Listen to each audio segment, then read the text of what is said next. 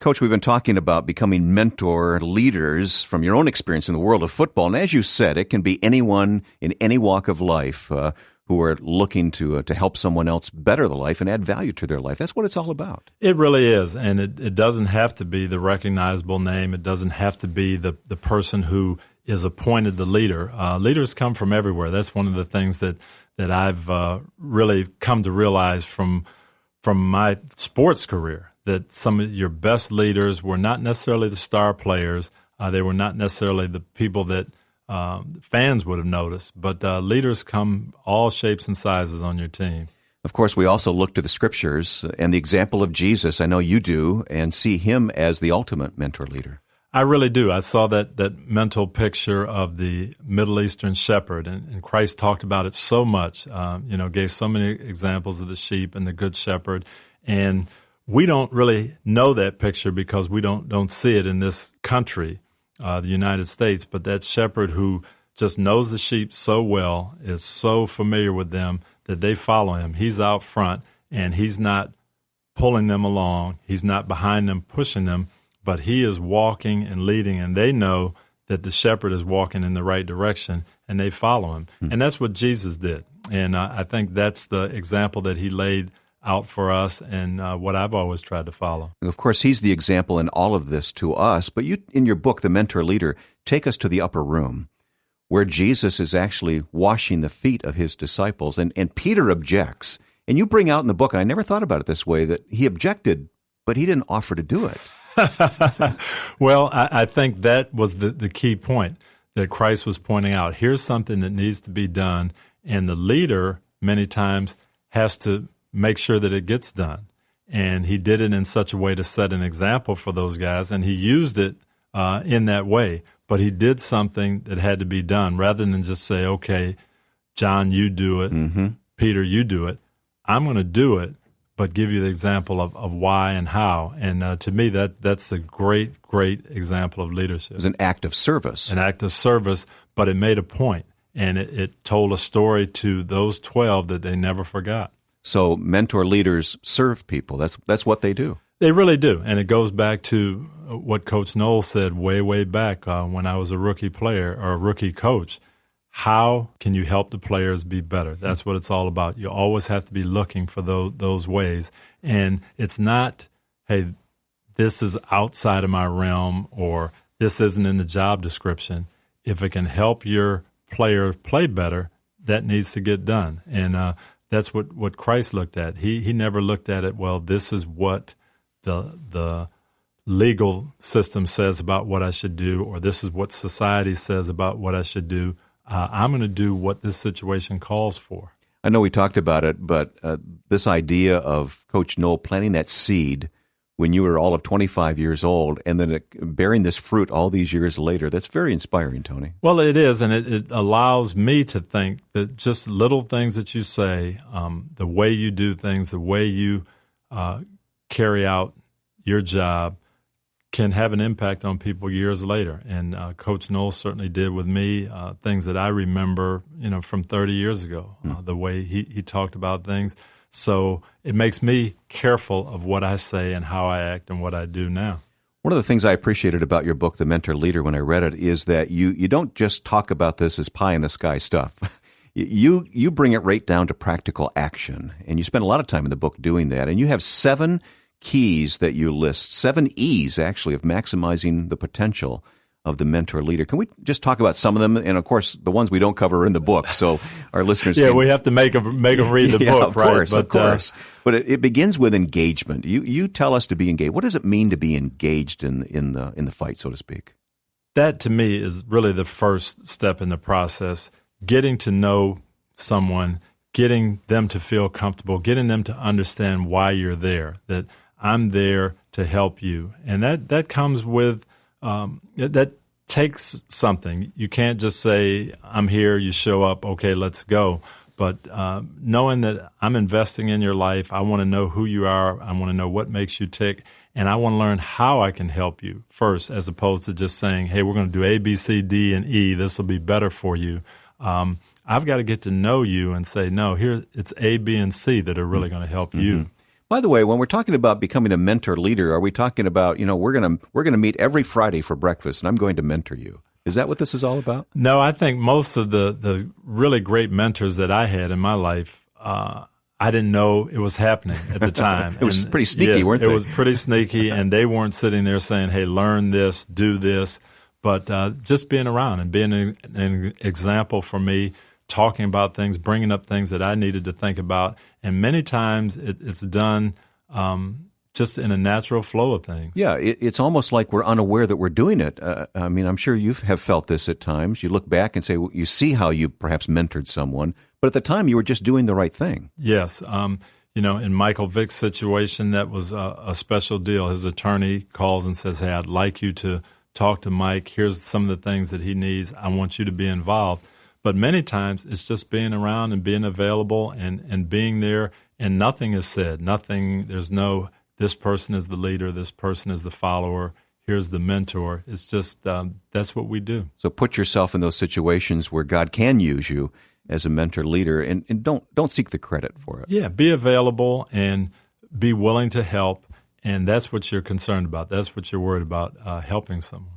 What does it mean for a mentor leader to become educated about this? That sounds kind of intimidating. I mean, most of us don't want to go back to school. Well, no, it's not necessarily you being educated, but educating the person that's following you. Okay, you've engaged them, you've gotten to know them, built that trust, and now, okay, I know where you want to go.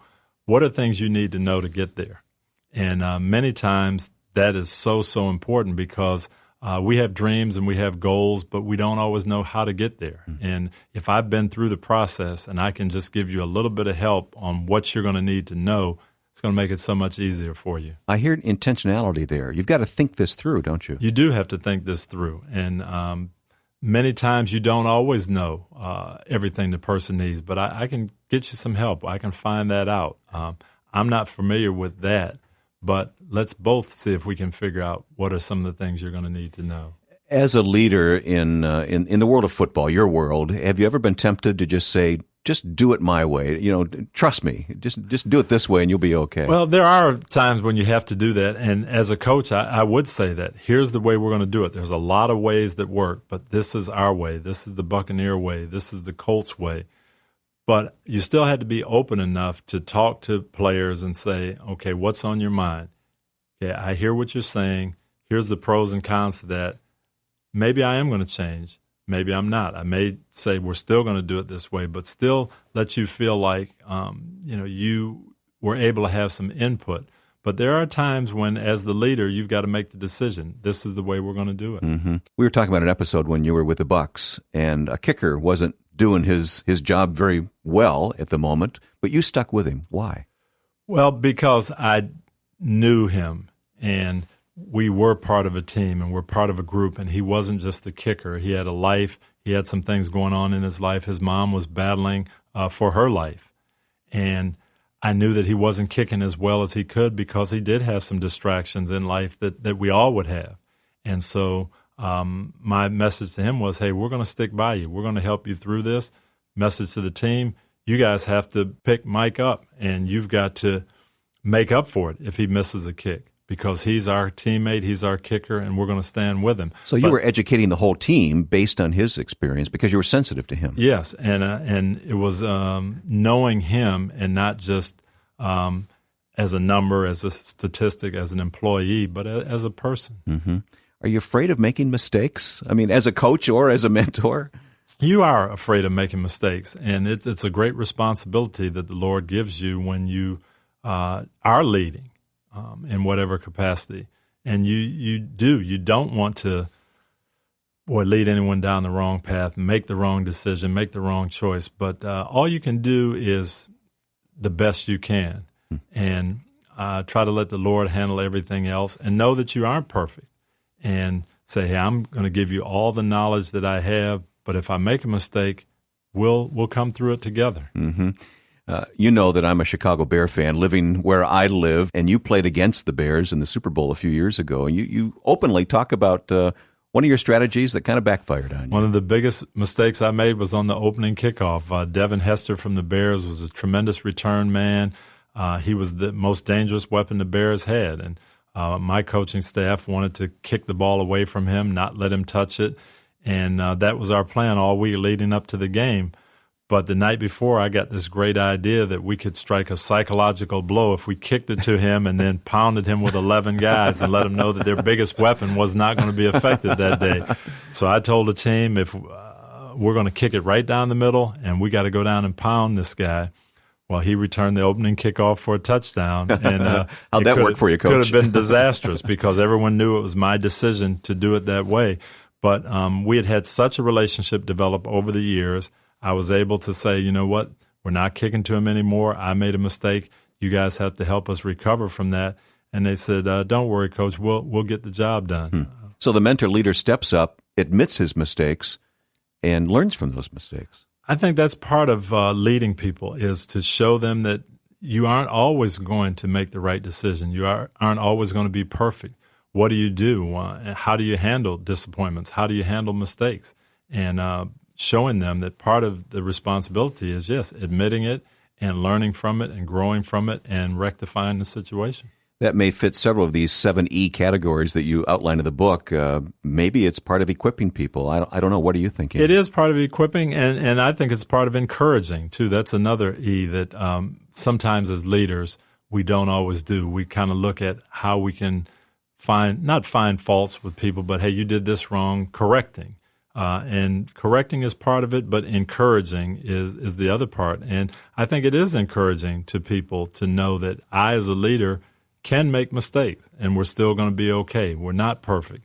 But when you make a mistake, hey, we can learn from it, we can grow from it, we can get better, and we will overcome those mistakes. I have a feeling that might be easier even at the professional football level than it might be at home. Admitting mistakes at home is a different thing altogether. It's the hardest thing, especially with your children. You say, hey, I really didn't handle this situation well. I apologize. I'm going to do it better next time. That's not something we normally do, but it's something we need to be able to do as leaders of our homes. You're that open with your family. I try to be. It's not easy, and I have told my kids at times, hey, I'm sorry, this discipline wasn't right or this decision wasn't right. I'm going to try to do it better the next time, and we're all in this together. Just to mention the other E's, so we mentioned equip and encourage, empower, energize, elevate. What does it mean to elevate someone?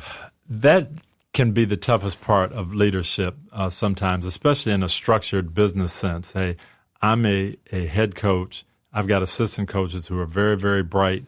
Can I put them in positions where they can be seen, where their strengths can show? They may end up going off to another team. I don't want to lose them from our workforce because they are so special. But I really owe it to that person to elevate him, to let him show what he can do. Then he can grow and maybe come back to beat us sometime. Who knows? Yeah, what's that like? When you set someone free and it comes back to maybe win against you. No, it's a great feeling. Mike Tomlin, we told a story about earlier in the show. He went to Pittsburgh as the head coach and won the Super Bowl my last year in coaching. And as much as I wished that I could have won it, it was still a proud feeling to know here's a guy who, I helped get started in the NFL, and he's now a Super Bowl winning coach.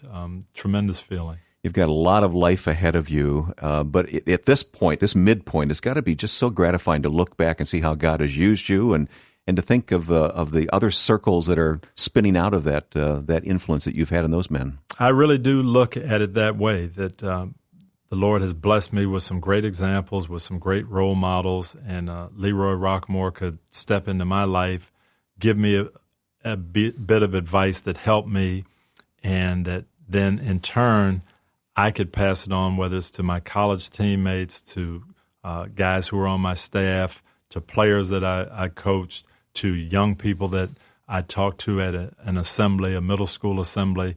Some way I was able to pass on just a little bit of what the Lord had given me through mentors in my life. Of all the things you do you enjoy talking to young people the most, perhaps? I probably do. That's the most fun, seeing if you can just develop a little spark in someone, the same as it happened for me when I was young. Let's spend our last few minutes kind of building up the confidence of those who are beginning to get a vision for being a mentor and a leader in people's lives, and just talk more about what that looks like and how to get going. It's easier than people would think, and it can be done in any capacity. Larry Fitzgerald is a great receiver with the Arizona Cardinals, and my son really looked up to him. And I just mentioned to Larry that, hey, my son really looks up to you, and he wrote him a letter and just said, hey, look up to my skills, but more than anything, get your degree, study, listen to your parents. Eric, my son, put that letter up on his door, still has it there.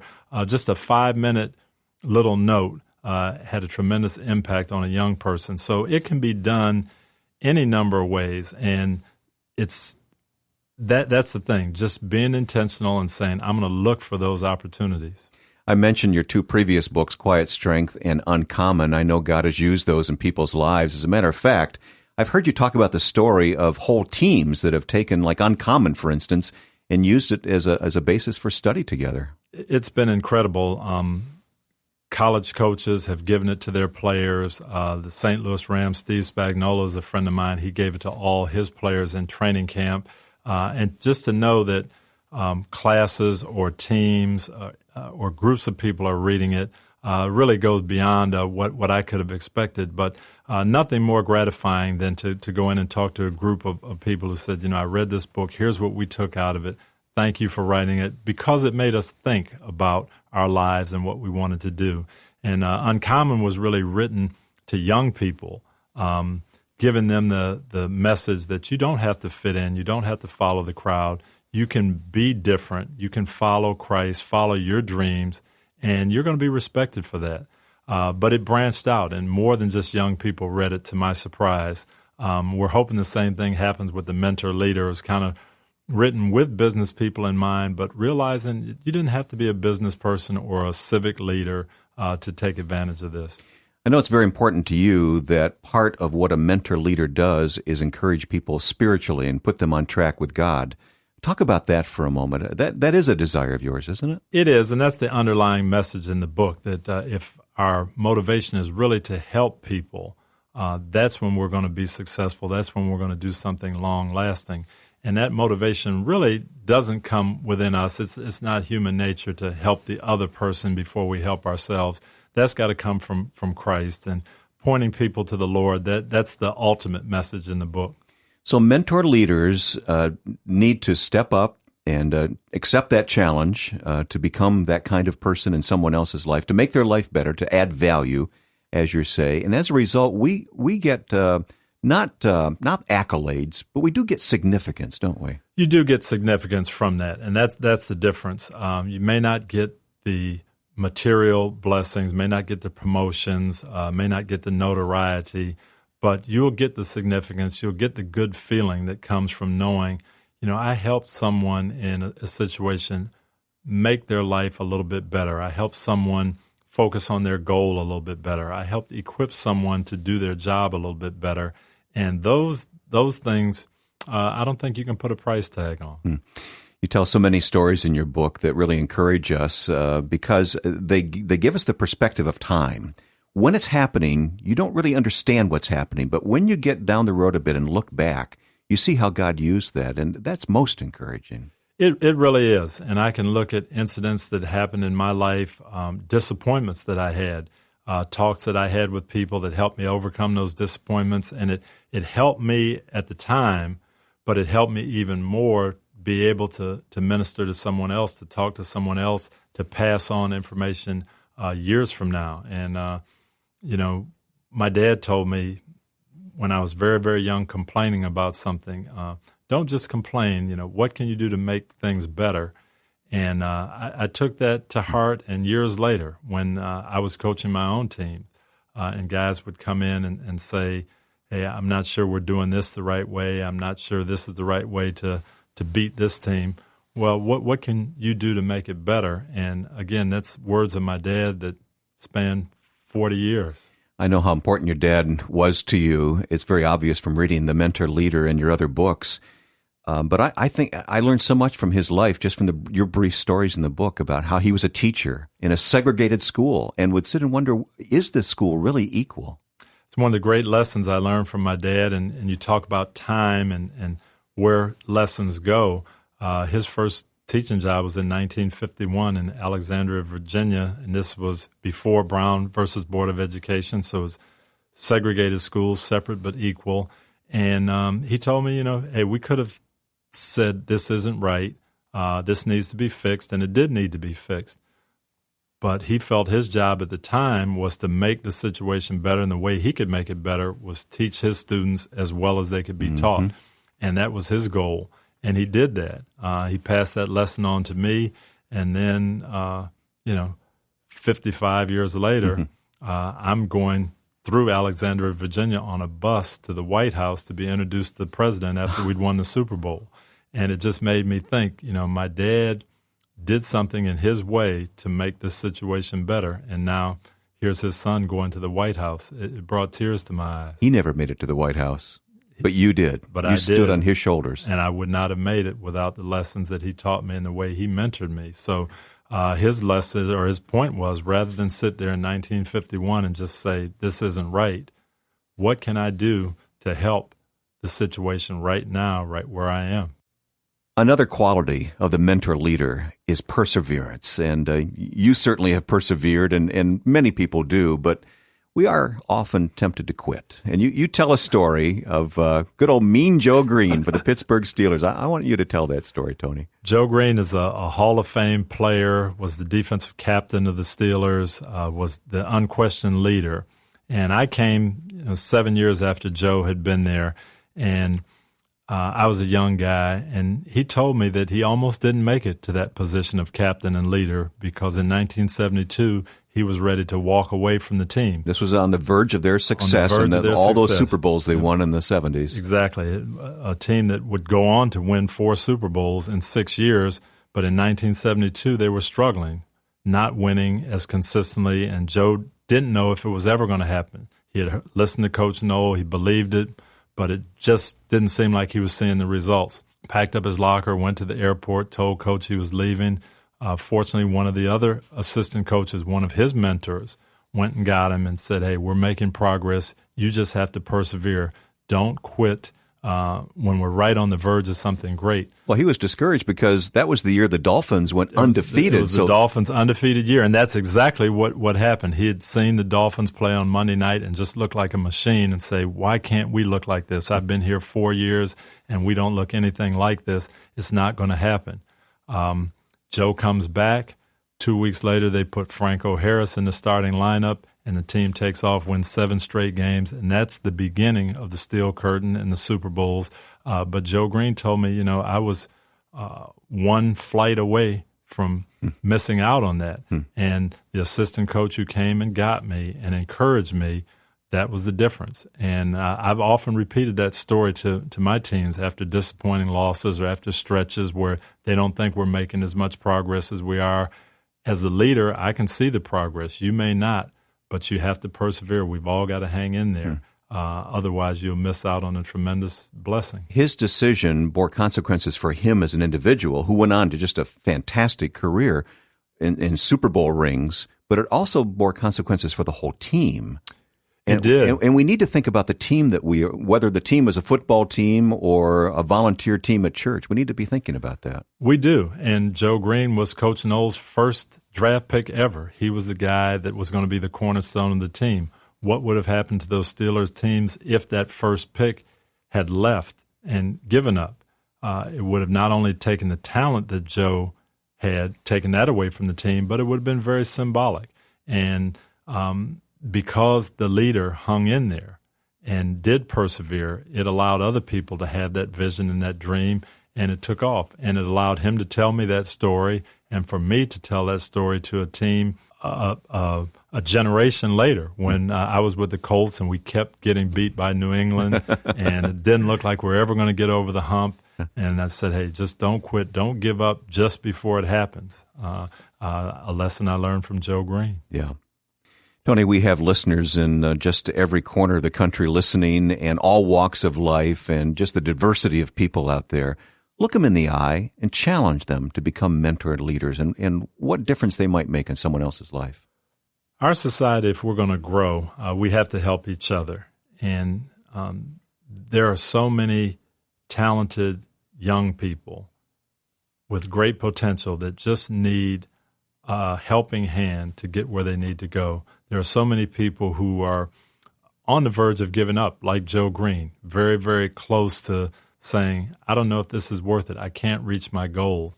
And all they need is that pat on the back, that help, that encouragement that, hey, you can get this done. And that's what we need to do to make a difference in our schools, in our communities, in our businesses, everywhere, just helping where we can. And if you do that, you'll be amazed at the results. Well, Coach, when all is said and done, what's the main thing you want us to take away from this conversation today about being a mentor and a leader in someone else's life? Really 2 points. Number one, the idea of how we lead, that it doesn't have to be from dominance. It doesn't have to be from having the loudest voice, but we can lead from that ability to serve, to help, to lift others up. And then number two, that everybody can do it. It doesn't have to be, let's look around and see who else can be the leader. What can I do to help? What can I do to make the situation better? Who can I assist? And if I can, then in that moment, I'm the leader. Well, we're going to read this book, The Mentor Leader. We're going to watch you on NBC on Football Night in America. God has really blessed your life, and you're blessing our lives, Tony. Thank you. Thank you very much, Wayne. He has blessed me tremendously, and that's part of the reason for this book, to encourage other people to give back from the blessings they've received.